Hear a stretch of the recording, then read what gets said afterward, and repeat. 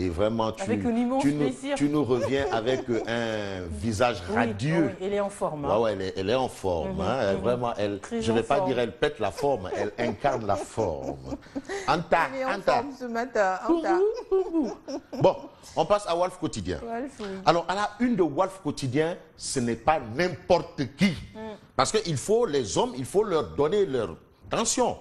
Il s'agit du professeur Zouanke. Jacques Mariel Zouanke. Parce qu'on dit le professeur Zouanke, Maître Wad, pas Maître Ablaye Wad. Ouais, Maître Wad, le professeur, le docteur Baldé. Voilà. Maintenant, si tu veux, tu dis Abdoulaye Baldé. Oui. Voilà.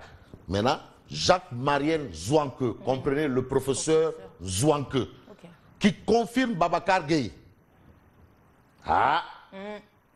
Sur le mandat. Sur le mandat. Tu sais, le débat qui est en train de sortir de terre là, c'est pas un petit débat. C'est sûr. Macky Sall peut être candidat en 2024. Et tu sais, Jacques Mariel Zouanke, c'est quand même le père des constitutionnalistes de l'université Cheikh Anta Diop de Dakar. C'est-à-dire, il est professeur titulaire de chaire. Il crée de la matière. Au même titre que Ismaïla Madior Fall. Mais Fimom Tin Bokul Safin, quoi. Tin Bokul Safin, au même titre que Ismaïla Madior Fall. Tin Bokul Safin. C'est ça, en fait. Donc, on a Walf Quotidien ici. Et je vais me prêter mes fautes. C'est vrai qu'on m'a fait un clin d'œil, mais mon œil a été un peu... Alors, très beau cut, Anta. Très beau cut. Non, elle est intelligente. Comme... Le professeur confirme Babacar Gueye, Macky Sall peut être candidat en 2024. Non mais attends. Finalement. Ismaïla Madior Fall, l'actuelle constitution ne permet pas de faire un troisième mandat. Il a été clair hier. L'actuel. L'actuel. Ah, l'actuel. Qui existe après la constitution. L'actuel. C'est-à-dire... À partir de l'actuelle constitution qui existe juste après le référendum. Quand on a fait le référendum, la constitution là ne permet pas de faire plus de 2 mandats. Un troisième mandat. Oui. L'actuel. Mais après. Mais la nouvelle. Ouais, mais l'actuel.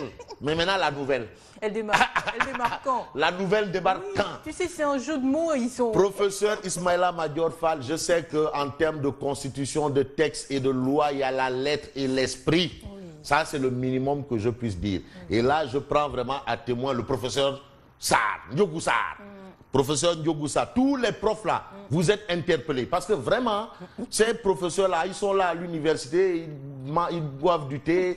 C'est maintenant le débat. Il faut sortir pour nous expliquer. On veut comprendre. Oui. On ne comprend rien. Il faut parce que c'est la lettre et l'esprit. Voilà, ça c'est Walf Quotidien qui nous donne cette information. C'est 2 mandats selon Ismaïla Madior Fall, le professeur Fall. Alors, on passe à Sud Quotidien. Ce matin. Ismaïla Madior Fall clôt le débat. Lui, est-ce qu'il a la compétence à clore un débat aussi important que ça? Oui. Qui est fou? Président Doudou Wade, on a besoin de votre lecture politique sur la question. Ismaïla Madior Fall clôt, heureusement que Sud a mis clos entre guillemets. Clos entre guillemets, ça veut dire que c'est une porte ouverte encore à... Polémique autour de la possibilité pour Macky Sall de briguer un troisième mandat. Ismaïla Madior Fall clôt le débat. On attend la suite. Babacar Gueye a ouvert. Jacques Mariel Zouanke. C'est pas n'importe qui. Professeur Zouanke dit Babacar Gueye a raison. Maintenant, on nous parle de 2 mandats, 3 mandats. C'est toujours la même chose. C'est l'éternel recommencement. Oui. Réumi quotidien. C'est du Wad sans Wad. Ismaïla Madior Fall donne sa version des faits. Ismaïla Madior Fall donne sa version des faits. Quand le ministre de la Justice corrige le professeur Babacar Gueye. Alors, on reste avec Réumi Quotidien qui est avec tonton Jean-Paul Diaz. Tonton Jean-Paul Diaz aussi est interpellé sur ce débat-là. Tonton Jean-Paul, il y a un débat là, vraiment, il faut qu'on en parle. C'est vrai que Khalifa, c'est vraiment le maire de la capitale, mais ce débat, tonton, réagissez. Combine de Wade, arrose sur le CNRA et la Sénat l'énorme coup de gueule de Jean-Paul Diaz. Si c'est tonton Jean-Paul Diaz, il ne va pas par 4 chemins. Il n'use pas de la langue de bois. Il ne va pas avec le dos de la cuillère. Si c'est A, c'est A. Si c'est B, c'est B. Si c'est rouge, c'est rouge. Ah oui. Et c'est un intellectuel chevronné. Oui. Ah, Jean-Paul, chevronné. Ouais. Vox Populi. Mais Vox Populi est toujours d'abord avec le professeur Jacques-Mariel Zouanke qui confirme Babacar Gueye. Oui. C'est pas moi qui le dirai, c'est Vox Pop. Professeur Zouanko confirme Babacar Gueye. Ah. Professeur Zouanko dit nulle part, il n'est écrit que le mandat de 7 ans est ou n'est pas compris dans le décompte des 2 mandats consécutifs du nouvel article 27. C'est écrit nulle part. Mais maintenant, 7 ans-là, c'est pourquoi? À dire. C'est du à dire. C'est du à dire. C'est du Sarah. Oui. C'est quoi? Ah oui, les 7 ans-là. Le décompte démarre après les 7 ans, oui. 7 ans à dire. Bon, d'accord, c'est toi qui le dis. Moi qui a laissé. Non, pas laissé, on lui a donné sa gueule. En tout cas, tous les intellectuels, le professeur Malik Ndiaye, Malik, sors de ton colobade là, viens nous expliquer de quoi il en est exactement. Oui? Non, il faut qu'il sorte. Tout Cheikh Anta Diop doit sortir pour nous expliquer c'est quoi encore cette histoire. On l'a vécu une fois, pourquoi on doit vivre ça une deuxième fois? Pourquoi l'histoire semble bégayer? Bref, campagne pour la libération de Khalifa Ababakar Sall. Les partisans du maire de Dakar renouent avec les vendredis rouges. Il y a une grande manifestation qui est prévue à la Médina avec Bamba Fall, Bamba Médina, Bamba partout, Bamba, merci. On est vendredi. Hein. On est vendredi rouge. Mais,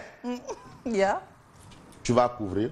Non, il y a Jack Bourg. Journaliste, même si un oiseau vole, ce sera vendredi des lacrymogènes à la Médina.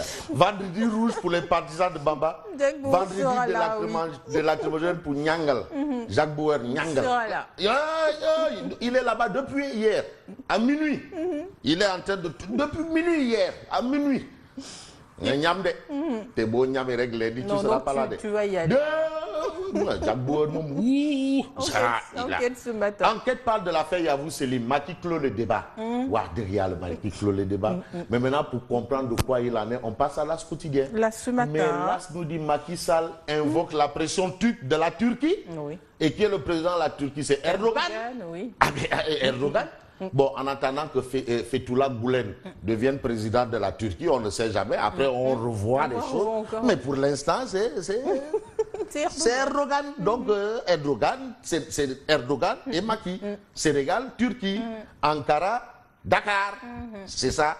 Mais le site Fethullah Gülen incarne la Turquie. Maintenant, on peut... Ça, c'est de la haute diplomatie aussi. Ah oui, la diplomatie, hein, c'est... Et là, c'est réalité. Ah ouais, que la réalité elle-même ignore. La réalité elle-même ignore. Et je prends à témoin Ali Ndaofal, son excellence Ali Ndaofal, qui a été quand même, qui est le patron de la diaspora de l'APR. Ah oui, il a eu plus de 10 députés. Hein. Quand même. 10 députés à lui seul. Quand même. Du jamais vu. Libération. Libération nous dit que Macky enterre AHS, dit désormais Ndemsia le AHS, et cède 33% du capital à SHS. 2 AS pour le handling des avions à AIBD. C'est clair et c'est clair. Et puis, Birima Mangara, ministre délégué au budget, ce que dit la loi des finances, tout ça, c'est ce que nous révèle Libération. On passe à l'Observateur L'Obs. Voyage à Agadez, ça c'est du journalisme.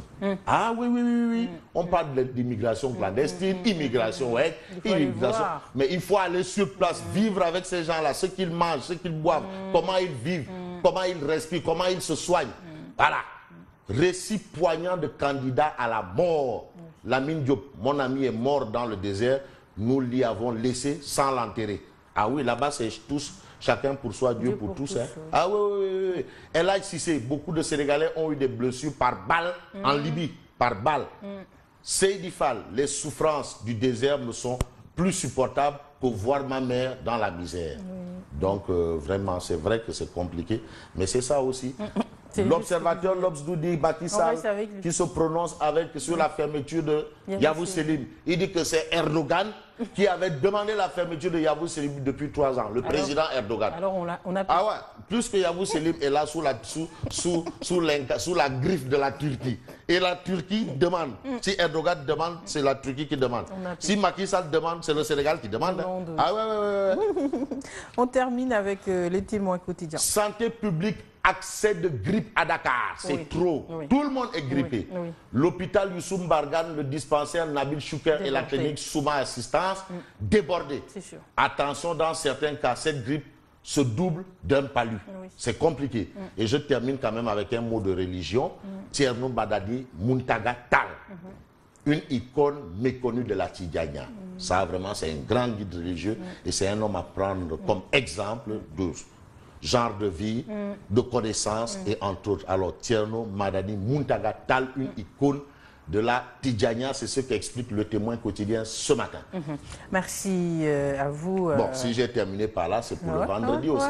Voilà, si certains ont la possibilité d'aller prier à la mosquée aux Mariennes, voilà, Thierno, il faut prendre chaque vendredi, les journaux doivent prendre en exemple ou nous dresser le portrait d'un guide religieux.